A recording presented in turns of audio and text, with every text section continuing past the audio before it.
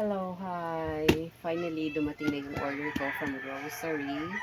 Tatlong box, isa puro chicherya, and then isa naman mga suka, patis, mga oyster sauce, and mga dilata, and yung isang box is sabong panligo, sabong panlaba, mga downy, and diaper.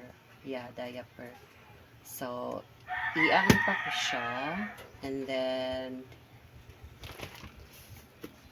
ginagawa ko lang to pag order online if gipit ako sa time para bumili sa labasan na nagho-wholesale. Kasi, from 5 a.m. kami nag-open. And then, straight na yun, ako lang nagbabantay dito sa tindahan. And nagko-close kami until 12 midnight. May um,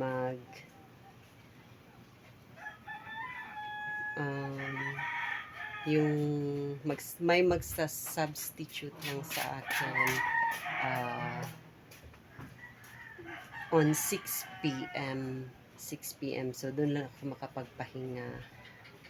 So, aside from that, straight na yun until 12 midnight kami nagko-close.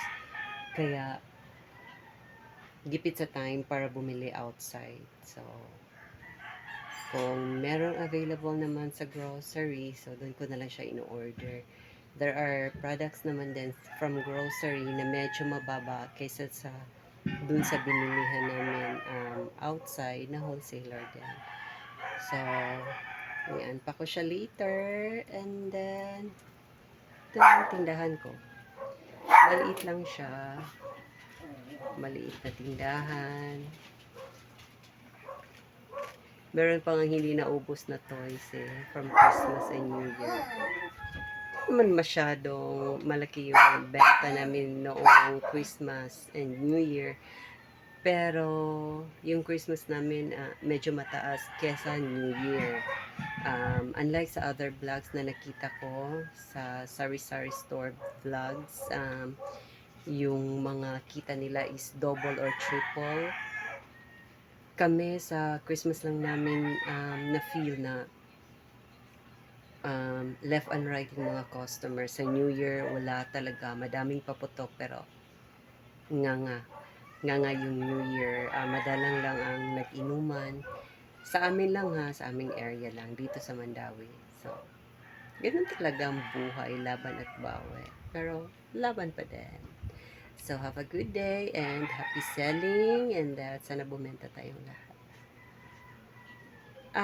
Before I forgot, please don't forget to comment, to share, to like, and to subscribe on my YouTube channel. Thank you.